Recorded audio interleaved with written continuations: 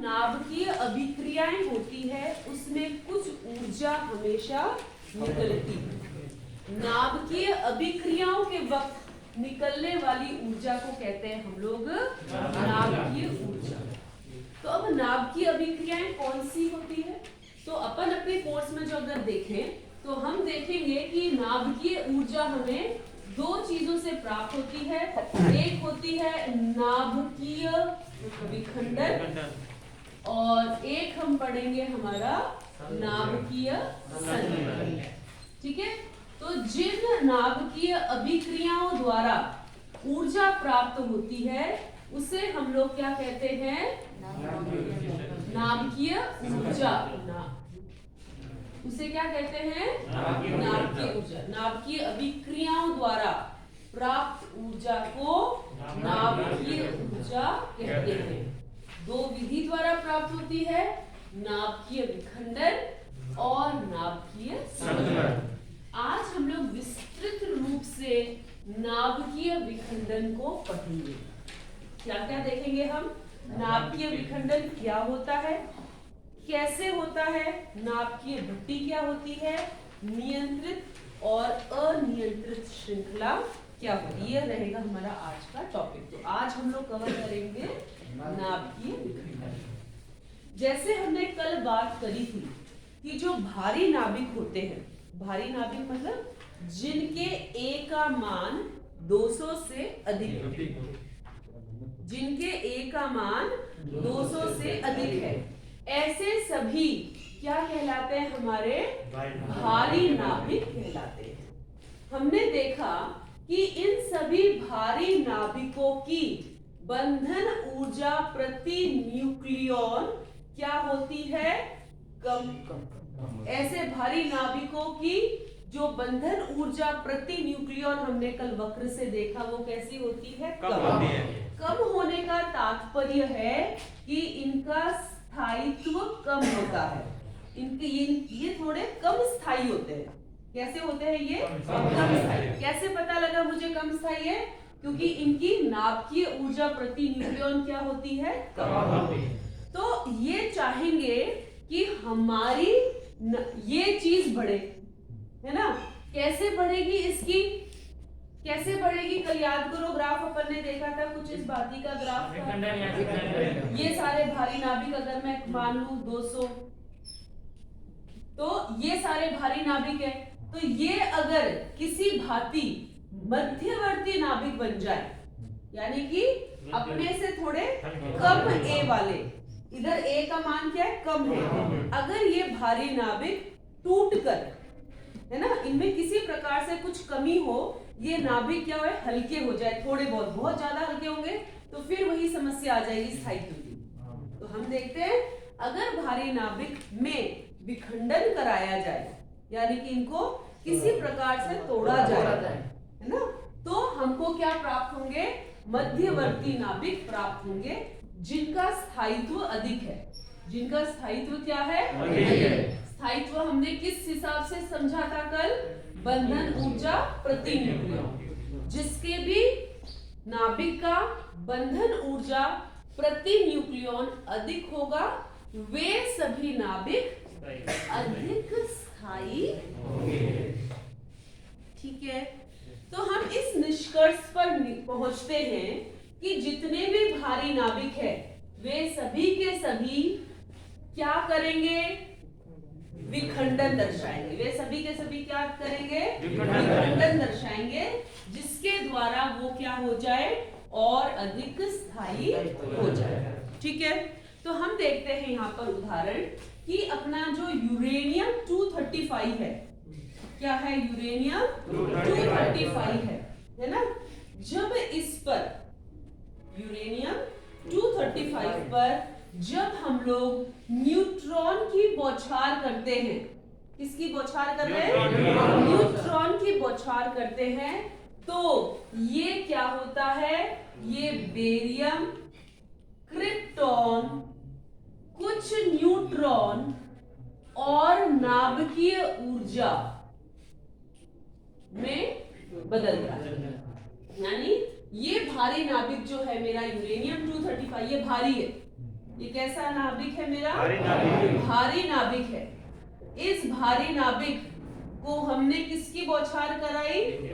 Neutron की बौछार कराई।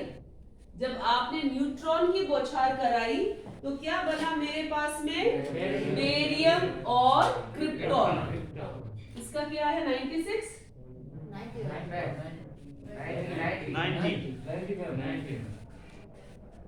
तो आप ये देखते हैं ये बराबर में नहीं टूटता। एक और बात ध्यान रखिएगा, और आप लोग ये भी देखेंगे जरूरी नहीं है ये हमेशा बेरियम और क्रिप्टॉन में ही तोड़े। इसके और भी कई अन्य श्रृंखला हो सकती है, कोई और अन्य में भी ये टूट सकता है। पर अपन जो मोस्टली पढ़ते हैं, अपन जिसका उदाहरण लेके समझते हैं वो यही है, बेरियम और क्रिप्टॉन। हम हमारी बात जितनी भी आगे रखेंगे वो यही मान के चलेंगे कि यूरेनियम इन दोनों में टूटा है। पर मैं पुनः कहती हूँ ये आवश्यक नहीं है कि ये हमेशा की हमेशा बेरियम और क्रिप्टॉन में भी टूटे। ये किसी अन्य में भी टूट सकता है। इस बात का आप लोग ध्यान रखिएगा, ठीक है। यहां तक हमने बात करी हमारे विखंडन की, और ये जो लगभग ऊर्जा निकलती है, ये ऊर्जा निकलती है 200 मेगा इलेक्ट्रॉन वोल्ट प्रति विखंडन में। यानी कि जब एक यूरेनियम का नाभिक विखंडित होगा उस वक्त, यानी प्रत्येक विखंडन में कितनी ऊर्जा निकली अपने पास में? 200 मेगा इलेक्ट्रॉन वोल्ट ऊर्जा हमको प्राप्त हुई। क्योंकि यहाँ पे नाभिकीय अभिक्रिया चल रही थी, नाभिक में काम चल रहा था, इस वजह से ये ऊर्जा कौन सी है? नाभिकीय ऊर्जा कहलाती है। यहाँ तक बात समझ आई आप लोगों को? कोई डाउट है आपको? कुछ नहीं पूछना? अब देखो हम लोग इसके अंदर की विस्तृत जानकारी हासिल करेंगे, है ना। हम लोग क्या देखेंगे कि जो हमारा यूरेनियम 235 है, इस पर ये जो न्यूट्रॉन है, कोई भी न्यूट्रॉन आकर इसको विखंडित नहीं करेगा। इस न्यूट्रॉन की भी कुछ खासियत होनी चाहिए, और वो खासियत किसमें है कि इस न्यूट्रॉन की जो ऊर्जा होती है, यानी कि जो गतिज ऊर्जा होती है, वो होनी चाहिए 0.04 इलेक्ट्रॉन वोल्ट। कितनी होनी चाहिए ये? और इस प्रकार की इतनी ऊर्जा के न्यूट्रॉन को कहा जाता है मंद न्यूट्रॉन। ये बहुत ही धीरे हैं, स्लो हैं, इनमें ऊर्जा कम है। ऊर्जा यानी इनकी गतिज ऊर्जा जो स्पीड से आ रहे हैं, वो कितनी होनी चाहिए? 0.04 इलेक्ट्रॉन वोल्ट का न्यूट्रॉन जब हम लोग यूरेनियम पर बौछार कराएंगे, सिर्फ और सिर्फ उसी वक्त ये यूरेनियम किसमें टूटेगा? बेरियम और क्रिप्टॉन। यानी कि विखंडन के लिए जो आवश्यक शर्त हमारी हो गई, वो शर्त क्या हो गई अपने पास में कि इसकी गतिज ऊर्जा, जो न्यूट्रॉन है जिसकी बौछार कराई जा रही है, उसकी गतिज ऊर्जा कितनी होनी चाहिए? 0.04 इलेक्ट्रॉन वोल्ट की होनी चाहिए। क्या बात क्लियर है आप लोगों को? ठीक है, इतनी बात एक बार आप लिख लो। इसके ऊपर ये न्यूट्रॉन की बौछारी करवाना है या किसी और की भी करवा सकते हैं?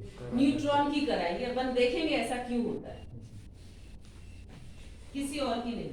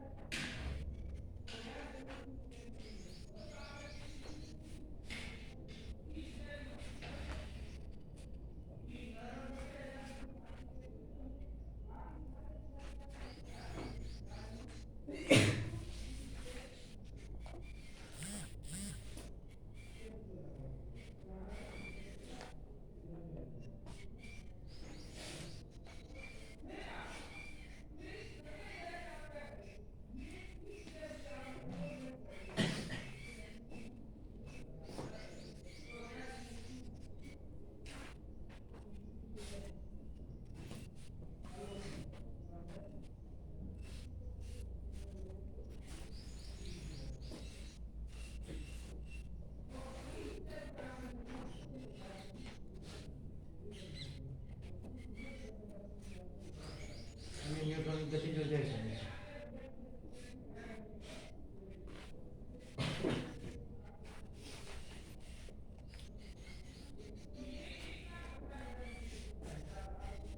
हो गया? अब इसी कहानी को, ये मैंने आपको सिर्फ हल्की सी इसकी जानकारी दी है, विखंडन क्या होता है ना? सिर्फ इतनी सी हमने बात की है। देखिए बच्चों, इसकी अगर हम आगे की बात करें कि ये जो आपके न्यूट्रॉन आपको प्राप्त हुए हैं विखंडन द्वारा, इसकी ऊर्जा होती है 2 मेगा इलेक्ट्रॉन वोल्ट। इसकी ऊर्जा कितनी होती है? 2 मेगा इलेक्ट्रॉन वोल्ट। तो हम क्या देखते हैं कि यूरेनियम 235 पे यदि मंदगामी न्यूट्रॉन से बम्बार्ड कराया जाए, टकराया जाए, तो उसमें क्या होता है? विखंडन। विखंडन में बेरियम क्रिप्टॉन प्राप्त होते हैं। मुझे 2 से 3, 2 न्यूट्रॉन फिक्स नहीं है, किसी विखंडन में 2 न्यूट्रॉन मिल जाते हैं, कई बार आपको 3 न्यूट्रॉन भी प्राप्त हो जाते हैं। इसीलिए सामान्यतः कहा जाता है कि हमको 2.5 न्यूट्रॉन प्राप्त होते हैं। पर मेरे बालकों, आपको पता है कि 2.5 यानी आप न्यूट्रॉन को आधा नहीं तोड़ सकते। 2.5 न्यूट्रॉन का तात्पर्य ये होगा हमारा कि कभी तो 2 और कभी कभी अपन को 3 न्यूट्रॉन प्राप्त होंगे। तो हम साधारण भाषा में कहते हैं विखंडन में हमको कितने न्यूट्रॉन प्राप्त होते हैं? 2.5। कितने होते हैं? 2.5। और ये जो न्यूट्रॉन प्राप्त होते हैं, इनकी ऊर्जा कितनी है? 2 मेगाटॉन। यानी कि इनकी रेंज, इनको कहते हैं अपन तीव्र न्यूट्रॉन। ये कैसे हैं बेटा? तीव्र न्यूट्रॉन। आप देखें, मेगा, मेगा का मतलब होता है 10 की घात 6। अगर मैं इसको इलेक्ट्रॉन वोल्ट में बदलूंगी तो ये क्या हो जाएगा? 2 × 10 की घात 6 इलेक्ट्रॉन वोल्ट होगा। इतनी तेज गति के न्यूट्रॉन निकलेंगे, है ना? ये न्यूट्रॉन की गति जो तुम्हारे उत्सर्जित हुई है, वो कितनी है बेटा? 2 मेगा इलेक्ट्रॉन वोल्ट। और हमने यह देखा, जो न्यूट्रॉन आपको चाहिए, जिसके द्वारा विखंडन हो, उसकी ऊर्जा कितनी होनी चाहिए? तो देखो, ये तो है तीव्रगामी न्यूट्रॉन निकलते हैं, और हमको उनकी विखंडन के लिए कैसी ऊर्जा चाहिए होती है? बहुत कम, है ना? तो हम देखेंगे इस समस्या का हल भी किस प्रकार किया जाता है, किंतु थोड़ी देर पश्चात। ठीक, अब देखो, एक साइंटिस्ट थे अपने, बोर और वील, इन्होंने एक मॉडल दिया, लिक्विड ड्रॉप मॉडल, जिसे कहा जाता है द्रव्य बूंद मॉडल। तो अब हम लोग कर रहे हैं नाभिकीय विखंडन में कौन सा मॉडल? द्रव्य बूंद मॉडल, जो बोर और व्हीलर ने दिया। कई बार 1 या 2 नंबर का सवाल आने की चांसेस है, हालांकि अभी तक नहीं आया, क्योंकि जैसा हम बात कर रहे हैं, इस बार कोर्स कम हो गया, रेडियो एक्टिविटी हट गया, तो अगर पूछ सकते हैं ये वाला। तो बोर और व्हीलर नाम के 2 साइंटिस्ट थे। इन्होंने जो मॉडल दिया विखंडन को समझाने के लिए, वह मॉडल दिया द्रव्य बूंद मॉडल, जिसे हम कहते हैं लिक्विड ड्रॉप मॉडल। इसको हम समझते हैं क्या हुआ होगा इसमें। बहुत ही सरल है। क्या बात कही इन्होंने, किस तरीके से मॉडल समझाया कि जो यूरेनियम 235 है, कौन है बच्चों? ये यूरेनियम 235 है। हालांकि इसके 2 समभारिक है, यूरेनियम के 2 आइसोटोप हैं, यूरेनियम 235 और यूरेनियम 238। किंतु जब हम विखंडन की बात करते हैं, तो विखंडन के लिए उपयुक्त जो आइसोटोप, जो समभारिक है, वो होता है यूरेनियम 235। वो क्यों नहीं होता है देखेंगे हम, कि जब इस पर आप न्यूट्रॉन की बम्बार्डमेंट कराते हैं यानी कि टकराते हैं, तो ये न्यूट्रॉन इसके अंदर जाएगा, प्रवेश करेगा और ये क्या बन जाएगा, यूरेनियम 236 बन जाएगा। मानते हो आप इस बात को? वो क्या बन जाएगा हमारा, यूरेनियम 236 बन जाएगा। ये जब यूरेनियम 236 बन जाएगा तो इसके अंदर जब न्यूट्रॉन प्रवेश किया, एक अतिरिक्त न्यूट्रॉन प्रवेश किया, तो यहां पर शुरू होने लगता है कंपन, क्योंकि इसमें एक न्यूट्रॉन प्रवेश कर चुका। तो ये पहले स्थिर था, है ना, प्रोटॉन और न्यूट्रॉन बराबर थे, स्थिर था। पर जैसे ही बाहर से कोई फॉरेन पार्टिकल आया, कोई बाहर से आया, इसके अंदर प्रवेश किया, तो ये बन गया 236। अब यहाँ पे शुरू होता है इस नाभिक के अंदर कंपन। यदि यह कंपन तीव्र होता है, अगर क्या हुआ, यह कंपन क्या हो गया, तीव्र हो गया, तो ये नाभिक कैसा शेप ले लेगा, डंबल शेप ले लेगा, डंबल शेप ले लेगा। डंबल जानते हैं आप लोग, है ना, डंबल शेप ले लेगा। और अगर इसमें कंपन और अधिक है तो उस स्थिति में ये क्या हो जाएगा, दो मध्यवर्ती नाभिकों में बेरियम और क्रिप्टॉन में टूट जाएगा। और यदि यह कंपन अधिक नहीं है तो ये टूटेगा नहीं, ये पुनः क्या हो जाएगा, उसी तरीके से स्थिर हो जाएगा जिस तरीके से अपनी स्टार्टिंग की स्थिति थी। क्लियर? तो इस मॉडल में आपको सिर्फ इतना ही पूछा जाएगा कि बोर और व्हीलर द्वारा दिया गया नाभिकीय विखंडन की मॉडल की व्याख्या कीजिए, या